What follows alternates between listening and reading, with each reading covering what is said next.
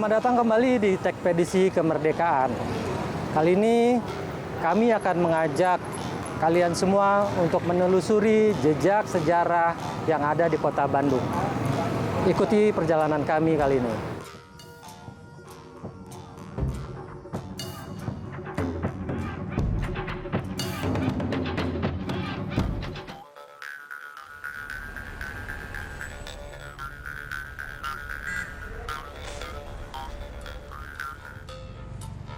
Bandung hari ini dikenal sebagai kota yang kreatif, tempat nongkrong estetik dan surganya kuliner.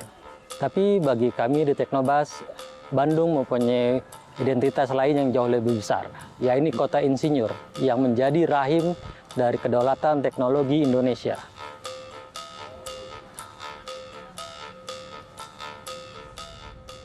Dalam Tekspedisi Kemerdekaan kali ini, kita akan menelusuri jejak kemerdekaan di kota Bandung dan melihat bagaimana logika para teknokrat masa lalu berhasil merebut dan mempertahankan kemerdekaan. Kita mulai dari sini, Technische Hochschule te Bandung. Tahun 1920-an, tempat ini melahirkan insinyur-insinyur pertama Hindia Belanda, termasuk seorang mahasiswa teknik sipil bernama Soekarno. Bung Karno itu seorang teknokrat. Logika matematika, presisi, dan struktur bangunan yang dia pelajari di kampus ini tidak cuma dipakai buat bikin gedung, tapi diadopsi menjadi strategi matang untuk merancang arsitektur kemerdekaan Indonesia. Kampus yang berpusat di kawasan Ganesha ini bukan sekedar tempat belajar, melainkan basis intelektual dan militer para pemuda pejuang. Kelebihan utama pejuang dari kampus ini adalah kemampuan intelektual dan teknik mereka. Keahlian ini sangat krusial karena saat itu persenjataan Indonesia kalah modern dari sekutu. Mahasiswa teknik mesin dan kimia menggunakan laboratorium kampus secara sembunyi-sembunyi untuk membuat bom, merakit granat, dan memodifikasi senjata rampasan dari tentara Jepang. Mereka juga mengoperasikan bengkel-bengkel militer darurat untuk memperbaiki senapan taktis dan kendaraan tempur yang rusak milik pejuang.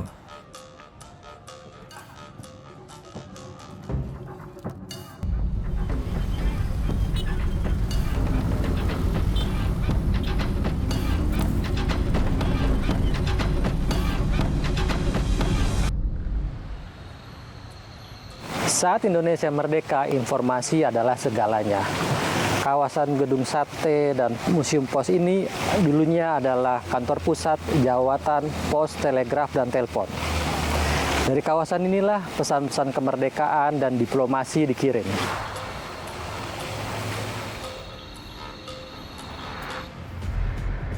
Pada September 1945, setelah proklamasi, gedung pos ini masih dikuasai oleh tentara Jepang. Menyadari bahwa jalur pos, telegram, dan telepon adalah urat nadi komunikasi negara, sekelompok pemuda yang tergabung dalam Angkatan Muda Pos, Telegraf, dan Telepon melancarkan aksi nekat.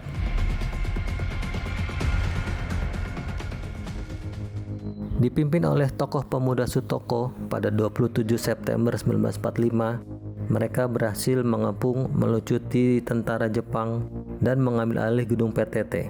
Keberhasilan merebut pusat komunikasi ini mengamankan kendali informasi kemerdekaan ke seluruh wilayah. Tanggal 27 September kemudian diperingati secara nasional sebagai Hari Bakti Postel. Saat ini kita ada di Museum Pos.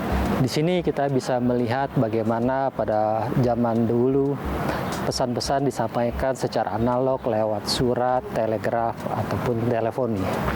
Sekarang ini sudah jauh berbeda. Secara digital, pesan-pesan bisa disampaikan dalam waktu singkat.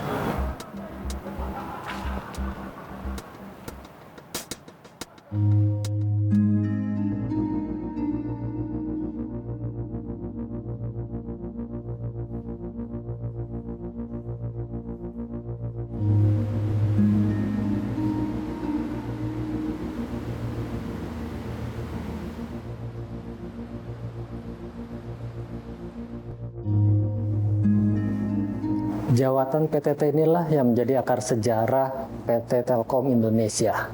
Lebih dari ratusan tahun yang lalu, pahlawan kita mengamankan sarana informasi agar tidak diputus oleh musuh. Hari ini, Telkom Indonesia meneruskan perjuangan itu dengan menjadi tulang punggung infrastruktur digital nasional.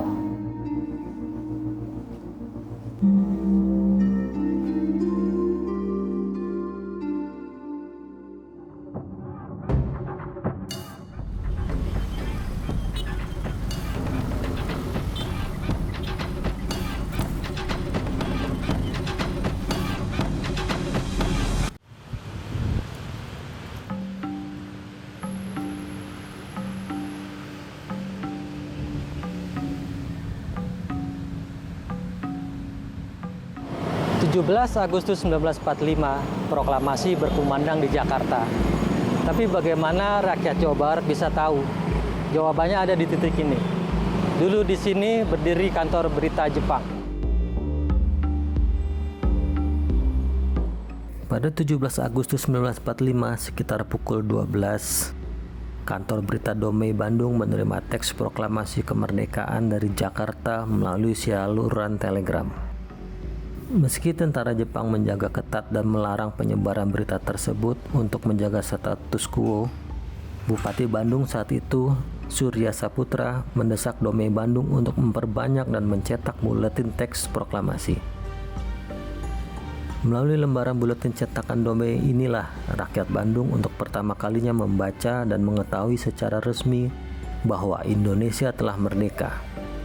Buletin ini juga dikirim ke stasiun radio untuk disiarkan lebih luas.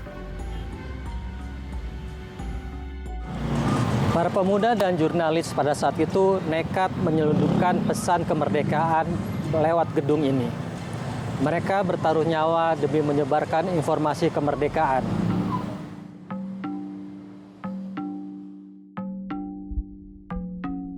Dulu frekuensi harus direbut dengan darah. Sekarang, melalui jaringan mobile broadband yang stabil di seluruh pelosok Bandung, kita merdeka mengakses dan membagikan informasi apa saja secara instan. Ini adalah bentuk kemerdekaan digital.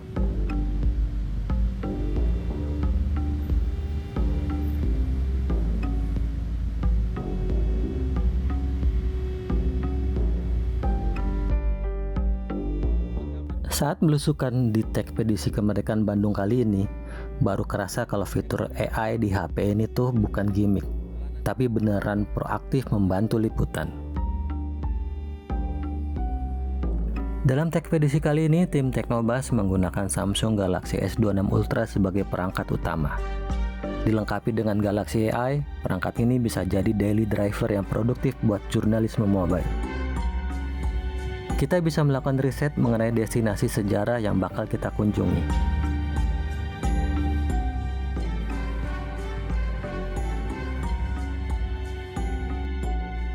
Hai Bixby. HP flagship dari Samsung ini juga punya asisten virtual bernama Bixby yang bisa menjalankan perintah suara.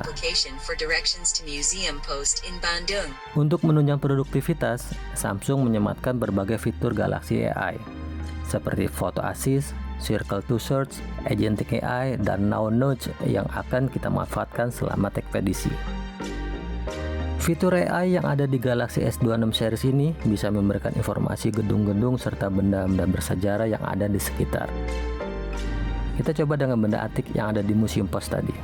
Cukup foto tersebut, menggunakan Circle to Search dan fitur Now Nudge akan secara proaktif memberikan informasi mengenai benda tersebut.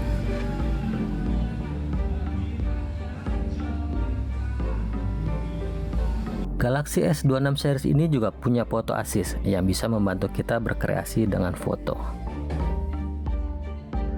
Dengan fitur ini, kita bisa menghapus objek yang mengganggu di latar belakang. Cukup dengan memberi instruksi suara atau teks.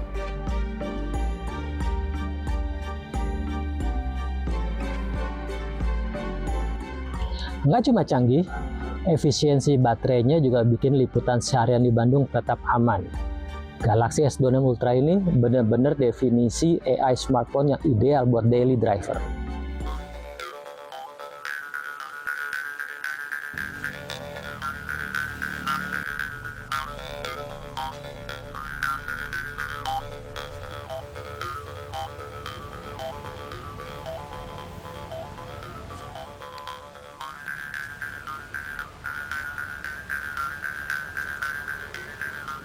Kita sudah ada di Museum Konferensi Asia Afrika yang merupakan destinasi terakhir dari Tekspedisi Kemerdekaan kali ini. Di tempat ini, Indonesia memimpin jurnalisme dunia yang menggaungkan anti-kolonialisme. Jika dulu para jurnalis antri di ruang telegraf untuk mengirimkan berita ke negara-negara asalnya, kini dengan ekosistem digital, smartphone canggih, dan AI, setiap orang bisa menjadi penyebar narasi kemerdekaan ke seluruh dunia.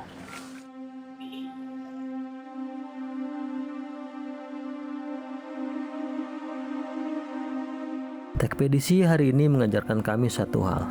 Teknologi komunikasi terus berevolusi, tetapi semangatnya tidak pernah berubah sejak 1945, yaitu untuk menjaga kedaulatan bangsa.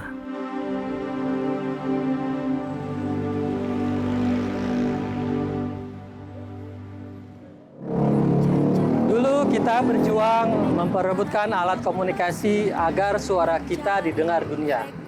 Hari ini, mari kita manfaatkan kemerdekaan akses digital untuk terus berinovasi, menyambungkan masa depan Indonesia. Saya Indra dari Teknotas, sampai ketemu lagi di program berikutnya. Inilah Tekspedisi di jantung